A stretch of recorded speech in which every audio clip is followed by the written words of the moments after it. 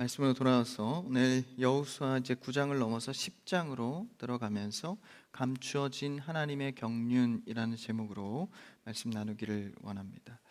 우리가 한 주 여호수아 말씀을 쉬었는데 아이성 전투의 승리 이후에 이제 가나안 족속들이 이제 연합하여서 대적을 하는 장면이 오늘 나옵니다. 이 9장 내용을 상기해 보면 이 기브온 주민들이 등장을 하는데, 이스라엘의 승리가 이 가나안 전역에 소문이 나면서 기브온 주민들이 그들의 신적인 역사를 간파하여서 그들의 힘이 아닌 이 배후에 있는 하나님의 능력을 보게 됩니다. 그래서 살기 위해서 먼 나라에서 온 것처럼 위장하여 이스라엘과 화친 조약을 맺게 되죠.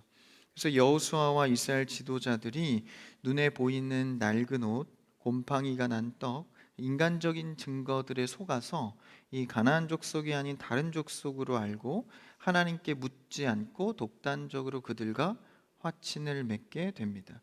비록 실수를 했지만 인간의 거짓말과 또 기도의 부재라는 실수 속에서도 하나님의 이름으로 맺은 언약 속에 여전히 은혜의 영역이 존재한다는 사실을 보았습니다. 그래서 성도의 실수와 또 어려움 속에서도 하나님께서 주권을 가지고 그 이름으로 행한 일들 속에는 이 은혜의 영역으로서 하나님이 일하신다라는 것을 보았습니다. 그래서 이스라엘은 속았다는 것을 알게 된 후에도 하나님의 이름으로 맺은 언약, 이 중요함을 보게 된 것이죠. 그래서 기브온 족속들이 공동체, 이스라엘 공동체의 일원으로 받아들여지게 됩니다. 그래서 후에는 이제 제사장을 돕는 역할을 할 정도로 굉장히 중요한 역할들을 하는 정말 그 공동체 안으로 들어오게 되죠. 그런데 문제는 오늘 10장에서 벌어집니다. 그 기브온 족속들로 인하여서 벌어진 예상치 못한 큰 문제가 발생한 것이죠. 이 기브온 족속이 이스라엘에 편향돼서 화친 조약을 맺었다는 소식이 역시 가나안 전역에 퍼지게 됩니다. 참 그걸 보면 가나안 족속들의 이 네트워크가 잘 돼 있었던 것 같아요. 그만큼 소문은 무섭습니다. 그렇게 퍼져 나갔는데 예루살렘 왕 아도니세덱을 중심으로 다섯 왕이 그 이야기를 듣고 동맹을 맺게 됩니다. 예루살렘은 지금 이제 가나안 땅을 이스라엘이 점령해서 가나안 땅이 이스라엘이 된 거잖아, 되잖아요, 후에. 근데 그 전이기 때문에 예루살렘이라는 지역에 이제 그 후에 있는 그 예루살렘이 아니라 그 전부터 있던 예루살렘을 말하는 거죠. 그래서 어쨌든 그 왕을 중심으로 다섯 왕이 동맹을 맺어서 기브온을 공격하기 시작했다라는 것이죠. 그래서 이스라엘 입장에서는 좀 당혹스럽습니다. 자신들이 속아서 이제 화친을 맺어서 기브온 때문에 좀 어려움을 당할 수도 있는 입장에 처해진 것이죠. 이 가나안 입장에서 보면은 이스라엘 입장에서는 어쨌든 조약 화친을 맺었지만 이제 가나안 입장에서 보면 그 기브온 족속들은 이제 배신을 한 격이 되는 것이죠. 그래서 아직은 이 점령하지 못한, 기껏해야 지금 이제 아이성, 여리고성 점령해가는 상황이기 때문에 굉장히 좀 위기를 맞이하게 됩니다. 오늘 그 첫 절을 한번 읽어볼까요? 한번 10장 1절입니다. 같이요, 시작. 그때 여호수아가 아이를 빼앗아 진멸하되 여리고와 그 왕에게 행한 것 같이 아이와 그 왕에게 행한 것과 또 기브온 주민이 이스라엘과 화친하여 그 중에 있다 함을 예루살렘 왕 아도니 세덱이 듣고 이 예루살렘 왕이 이 얘기를 듣게 되는 것이죠. 아직은 이방 땅이 예루살렘에서 그 왕을 주도해서 이제 왕이 화가 나서 다른 성읍들을 모으기 시작합니다.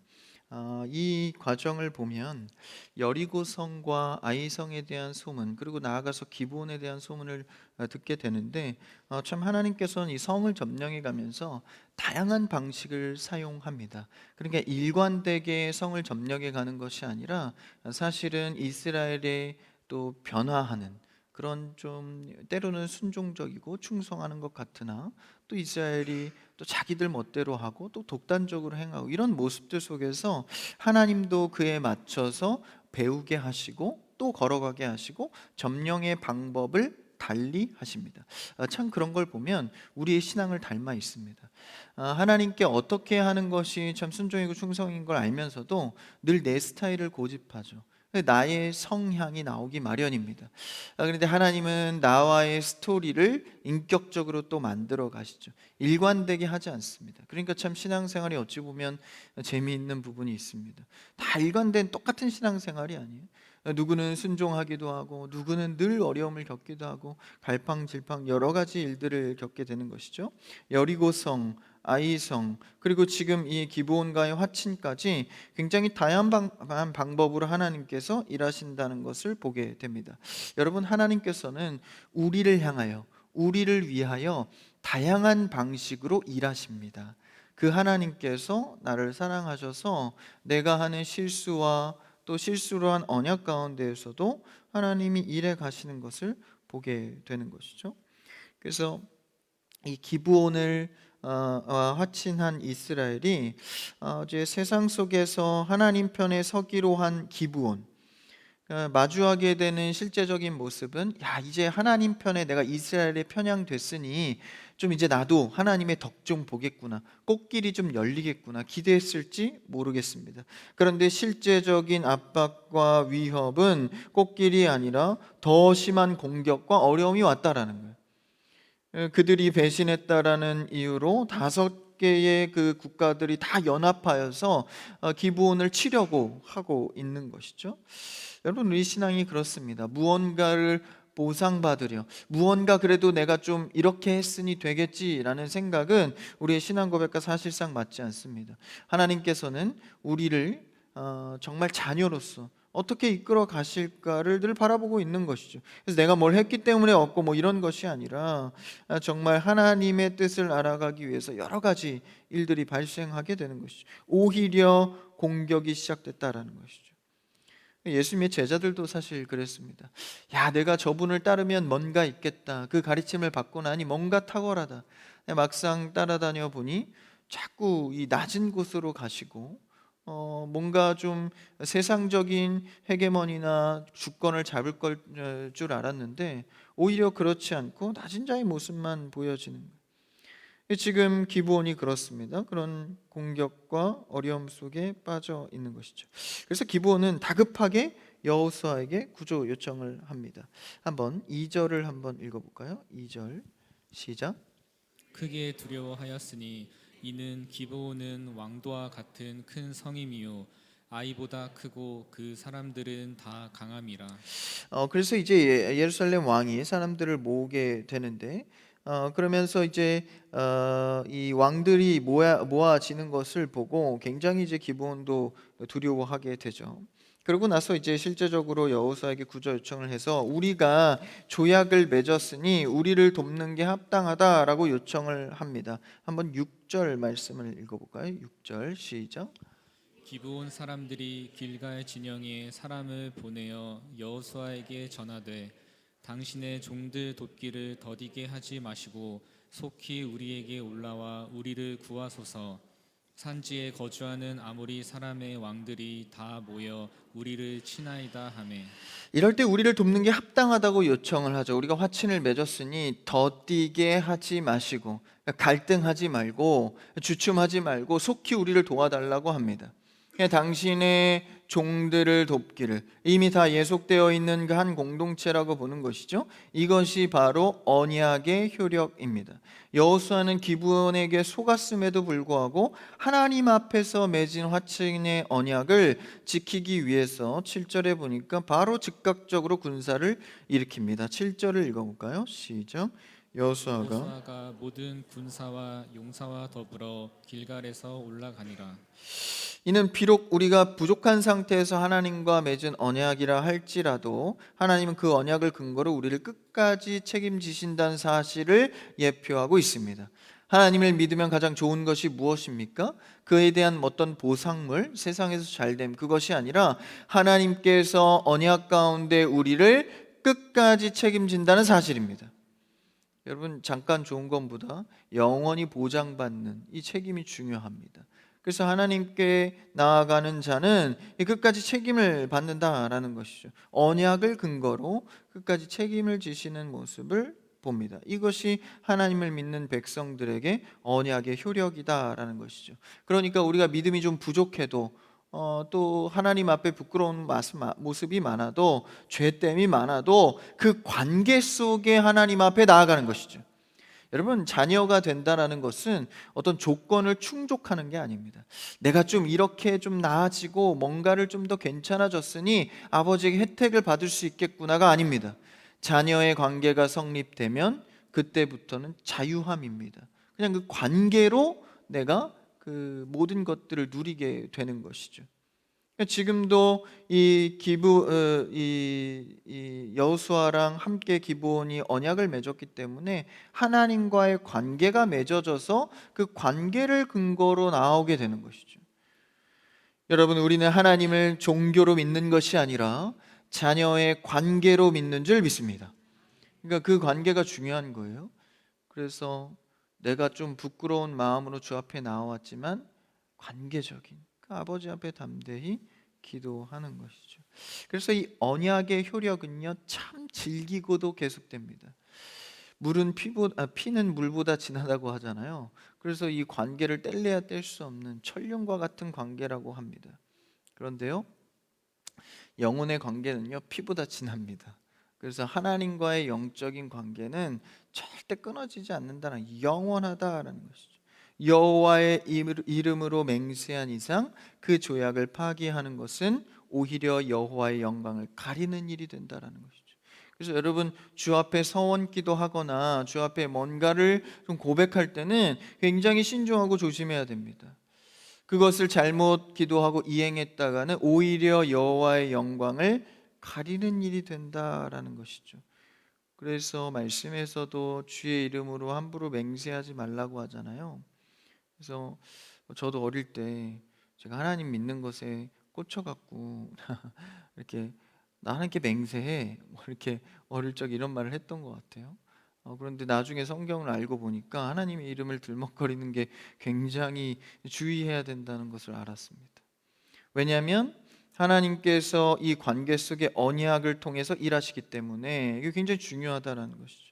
그래서 이 상황은 이스라엘 입장에서 보면 참으로 억울하고 피하고 싶은 일이기도 합니다. 이스라엘이 잘못해서 지금 이런 상황이 벌어진 것도 아니고 기브온 때문에 벌어진 전쟁 아닙니까? 기브온은 애초에 자신들을 속여서 들어온 족속이기 때문에 가만히 두면 어쩌면 가나안 족속들끼리 싸우다가 멸망할 수 있는 상황이기도 하죠. 그런데 이스라엘은 그 조약 때문에 1대1이 아닌 1대5의 거대한 전쟁을 치러야 하는 상황에 놓여 있습니다. 그러니 이스라엘도 속아서 시작한 일에 좀 억울할 수도 있는 것이죠. 우리 인생에 그런 순간들이 많이 있습니다. 내가 왜 이 고생을 해야 하는가? 그런 일들이 있죠. 이 짐을 내가 왜 져야 하나? 하면서도 내가 왜 하는지 어려운 상황들이 있습니다. 내가 잘못한 것도 아닌데 애매하게 욕을 먹거나 감당하지 않아도 될 짐인데 짊어지게 되는 경우들도 많죠. 그래서 요새 회사 안에서도 각자의 일만 열심히 하면 그만이지라는 문화들도 있습니다. 소위 MZ 문화라는 이 젊은 층에서 뭔가 자기 일만 열심히 하면 보장받는, 사실 그것도 틀린 것은 아니지만 그래도 우리가 함께 가는 사회 속에서는 그게 쉽게 용납되지 않는 거예요. 그럼에도 불구하고 내가 잘못한 것이 아닌데 해야 되는 일은 우리의 사회 속에 얼마나 많은지 모릅니다. 그 상황을 피하고 싶기도 하죠. 그런데 이 조약을 했기 때문에 이것이 명분이 됩니다. 사실 그렇다 할지라도 기본이 속였기 때문에 이것을 이스라엘이 들어주지 않아도 뭐라 할 사람은 없습니다. 그럼에도 우리가 삶에서 왜 해야 하는지, 또 내가 왜 이렇게 해야 하는지를 모를 때가 많죠. 그럼에도 이 짐을 짊어지고 가는 경우 교회 안에서도 굉장히 많습니다. 그런데 여러분, 우리는 항상 하나님 안에서 생각을 해야 됩니다. 하나님 안에서 좀 더 침착해야 하고 하나님 안에서 좀 더 기다려 봐야 합니다. 그리고 하나님 안에서 주님께 물어야 하는 것이죠. 그래서 우리가 때로는 조금 억울한 일을 당한다 할지라도 주 앞에서 행하는 일들을 생각해 봐야 합니다. 그래서 지금 이 여호수아와 이스라엘도 하나님의 이름으로 맺었기 때문에 좀 더 조심하고 또 그렇게 이행을 해 가는 것이죠. 그래서 우리의 삶 속에서도 알 수 없는 일들, 내가 바라지 않는데 되어지고 있는 일들, 이게 좀 기다려봐야 한다라는 것이죠. 섣부르게 판단해서는 안 됩니다. 그래서 그들이 왜 이렇게 해야 하나, 또 억울한 때에도 또 그렇게 하나님 앞에서 그냥 지켜서 묵묵히 가는 것이죠. 저도 처음에 사역했던 것을 생각해 봅니다. 저도 20대 때 처음 사역하면서 이제 찬양 사역을 하면서 이제 교육부 사역을 처음 맡았습니다. 근데 제가 하나님 앞에 바란 것은, 저는 아이들을 좋아하거든요. 그래서 유치부를 섬기고 싶은 거예요. 그래서 애기들 너무 귀엽잖아요. 정 안 되면 영아부라도, 그래서 애기들을 이제 보기만 해도 힐링이 되고 참 좋잖아요. 근데 유치부가 좀 어려울 것 같은 거예요. 그래서 그럼 안 되면 청소년들 너무 좋잖아요. 청소년들 이렇게 소통하면 재밌거든요. 말도 잘 통하고, 청소년 좋겠다. 근데 이게 분위기와 상황은 자꾸 유초등부 쪽으로 흐르는 거예요. 그래서 그러면 1, 2, 3학년은 굉장히 귀엽거든요. 그쪽이 좋겠다. 어디에 됐겠습니까? 4, 5, 6학년이 되었습니다. 그래서 초등부에 들어가서 가장 좀 예민하면서도 또 굉장히 또 이렇게 쉽지 않은 이 나이대거든요. 그래서 그 아이들을 처음에 맡았어요. 처음에 굉장히 험난한 시간들이 많았죠. 그래서 처음에는 조금 너무 힘들어서, 하나님, 이럴 거면 차라리 청소년기가 훨씬 낫겠습니다. 몇 달 있다가 청소년부가 비어서 겸하게 됐습니다. 그래서 입을 조심해야 되는 거예요. 그래서 초등부를 내려놓는 게 아니라 겸하게 돼서 첫 시작을 두 부서를 맡으면서 시작을 한 거예요. 그러니까 하나님 앞에 결단하고 고백하고 여러 가지 했지만, 사실은 하나님의 일들은 어디 있는지 모르는 거죠. 그래서 하나님께서 그냥 그곳에 몰아넣어서 첫 사역을 그렇게 시작했습니다. 근데 가고 지나고 보니까 사실 그때에 배운 사역이 지금도 저에게는 굉장히 큰 뿌리와 기둥이 됩니다. 그때 또 대했던, 그리고 그때 더 고민했던 그 시기가 저에겐 굉장히 귀한 시기다라는 것이죠. 그래서 그런 알 수 없는 일들, 내 원하고 좀 다른 일들, 좀 억울한 일들, 이런 것들이 우리 안에 발생한다라는 것이죠. 그런데 그 하나님의 뜻을 찾기 위해서는 좀 기다려봐야 한다라는 것. 하나님께서 왜 기브온과 화친이 되어서 또 이런 일을 겪게 하실까? 8절을 한번 그 다음 절 읽어볼까요? 8절 시작. 그때 여호와께서 여호수아에게 이르시되 그들을 두려워하지 말라.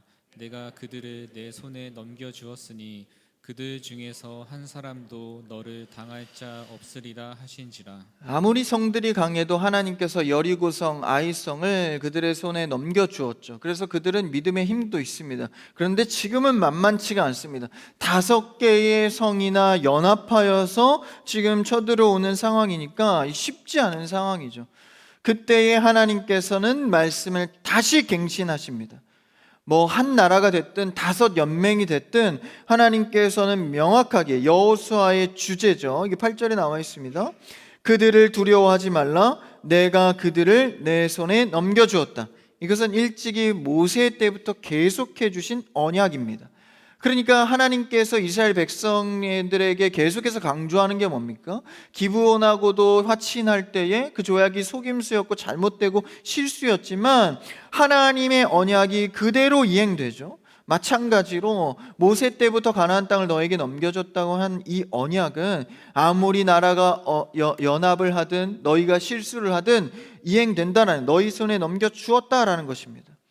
여러분, 하나님의 언약의 말씀을 붙들고 살아가는 여러분 되기를 축원합니다.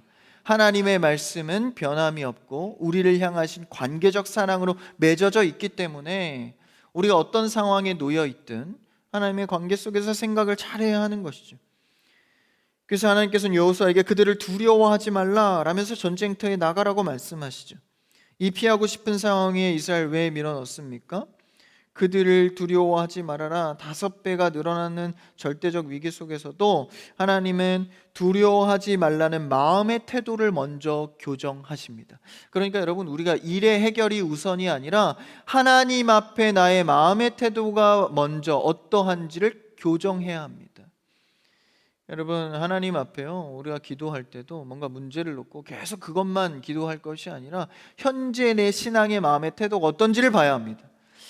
내가 예배를 우선한 삶을 살고 있나? 내 마음을 주님께 드리고 있나? 이 마음의 태도를 먼저 갚아야 하는 것이죠. 아무리 많은 재물, 아무리 좋은 제사를 드린다 할지라도 그 마음이 주님께 향한 제사가 아니면 하나님 받지 않으십니다. 두려워하지 말라.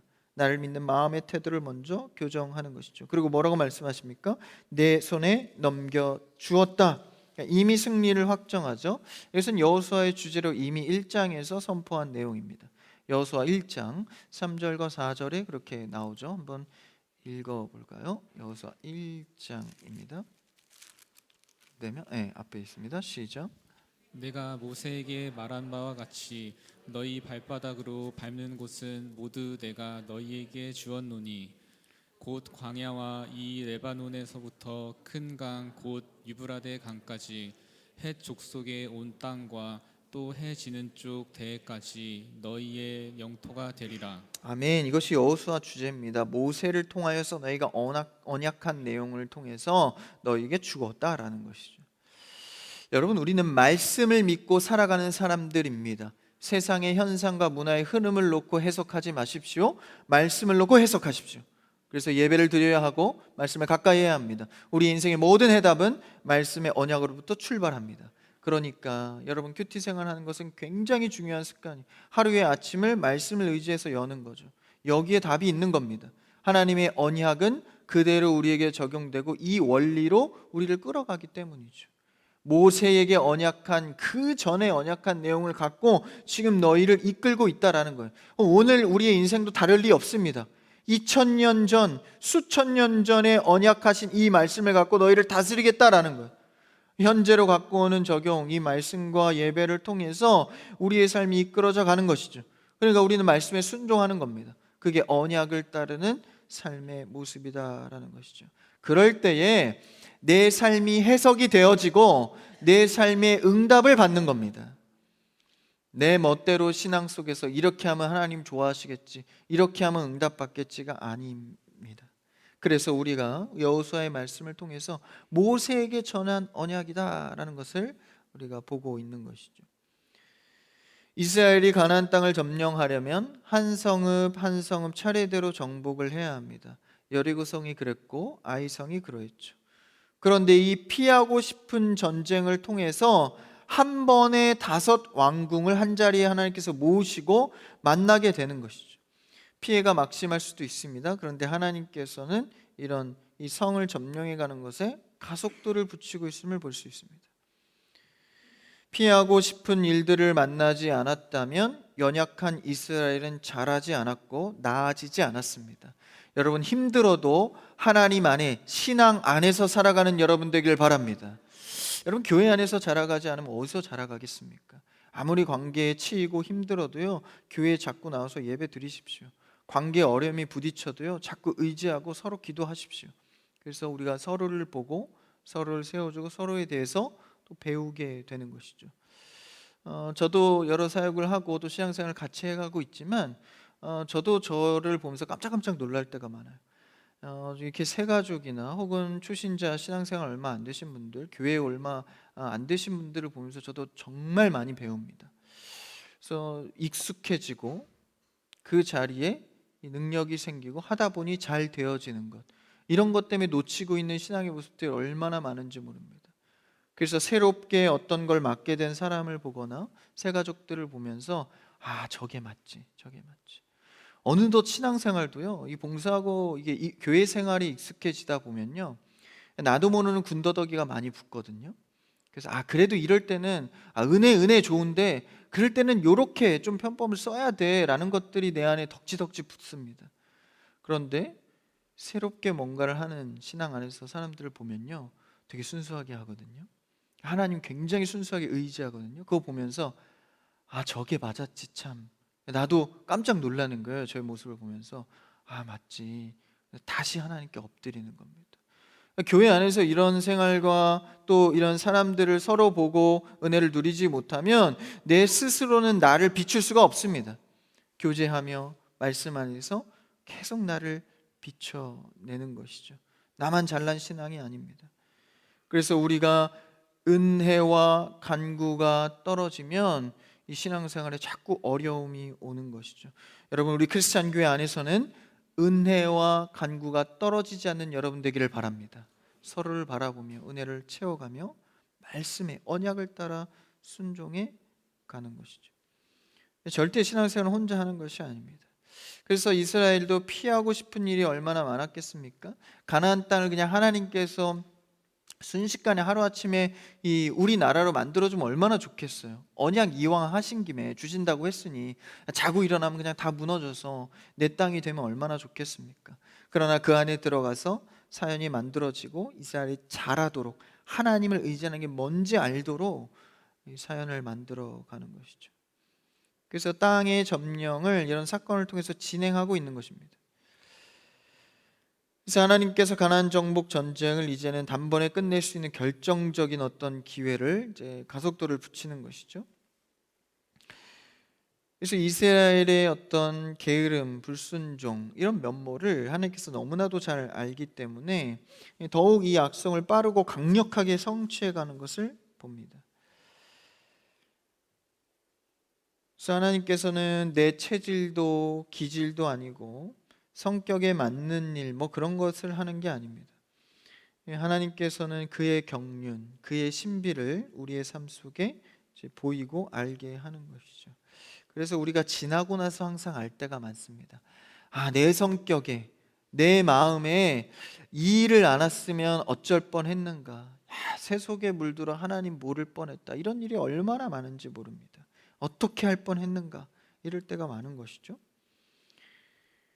여러분, 우리는 내가 피하고 싶었던 일, 억울한 고난의 현장 속에 사실은 하나님의 은혜가 가장 짙게 깔린 복의 통로였음을 깨닫게 됩니다.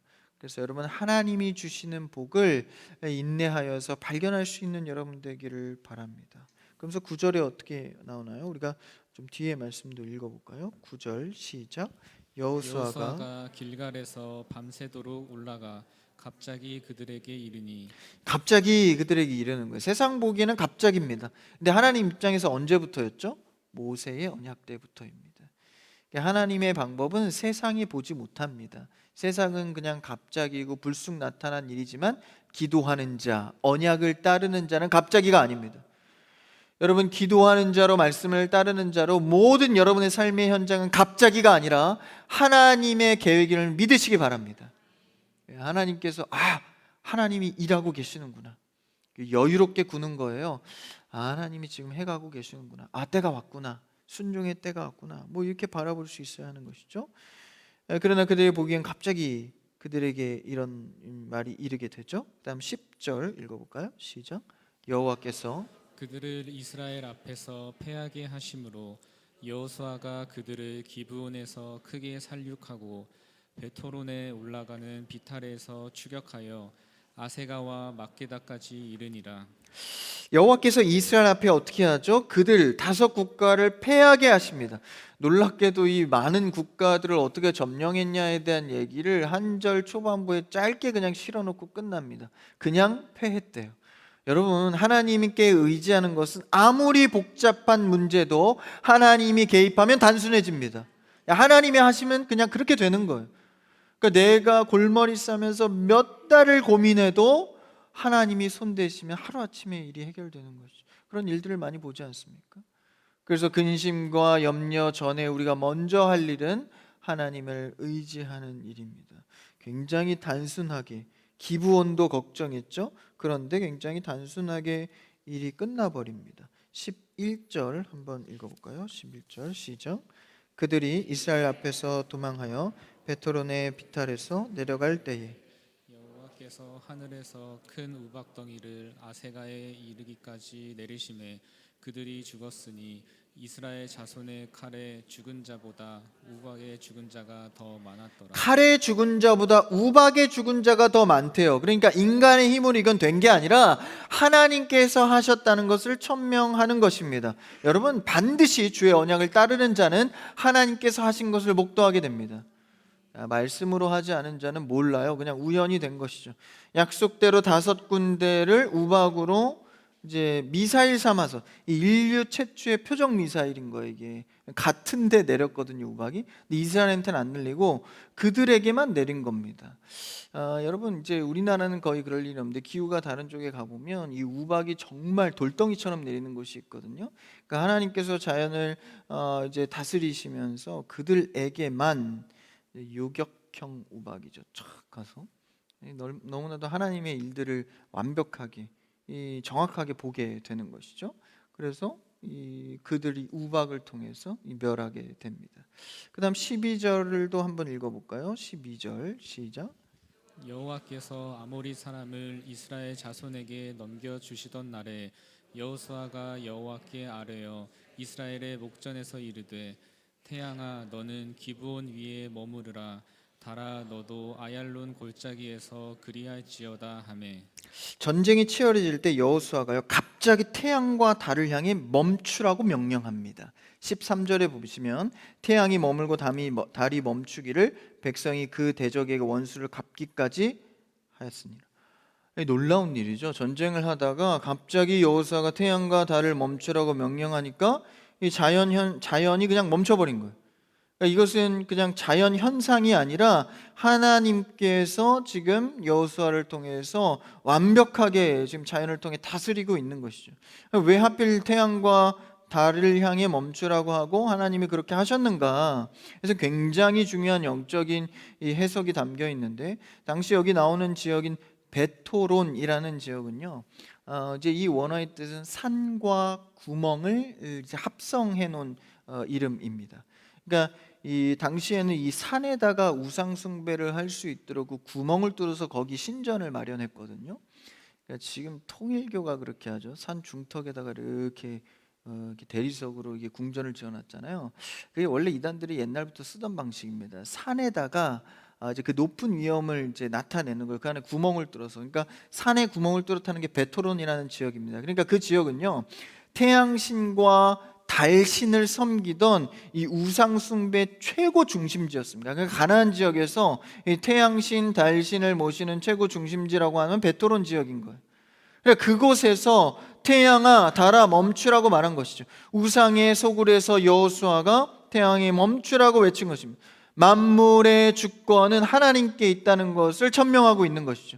이 가나안 지역을 하나님의 주권으로 다시 세운다라는 것을 선포하는 영적인 승리의 고백입니다. 그러니까 여러분, 우리가 중요한 것은 내 삶의 사건이 어떻게 해결됐는가, 응답됐는가, 이것도 중요하겠지만 5군데를 무찔렀대, 놀랍다, 이것도 중요하지만 진짜 중요한 것은 거기서 하나님이 진짜 주권자인 것을 선포하는 게 중요한 것입니다.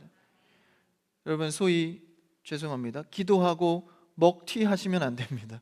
응답받았다, 좋다 가는 게 아니라 바로 그 자리에서 하나님께 예배해야 합니다. 주님 감사합니다, 주님을 찬양해야 하는 것이죠. 여러분, 하나님께 받은 것이 있다면 주님께 찬양하십시오. 감사로 주님께 예배하십시오. 빼먹으시면 안 됩니다. 그래서 우리가 지금 이스라엘이 승리하고 여호수아가 승기를 잡았지만 거기서 한 가지 더한 것이 무엇입니까? 주권이 하나님께 있다. 태양아 멈춰라 라는 것이죠. 시편에서도 이 우상과 하나님의 이 대조되는 상황 속에서 이 대조를 갖고 이렇게 고백해요. 시편 121편, 우리가 잘 아는 고백이나 한번 읽어볼까요? 시작. 내가 산을 향하여 눈을 들리라 나의 도움이 어디서 올까? 2절. 나의 도움은 천지를 지으신 여호와에게서로다. 저 산을 보아라. 도움이 어디서 보나. 세상 사람들은 산에다가 자신만의 신전을 지어서 태양에서 힘이 온다, 달에서 힘이 온다, 우상의 산을 바라보고 있지만 그 산은 천지를 지으신 하나님께로 오는 것이다 라는 것을 고백하고 있는 것이죠.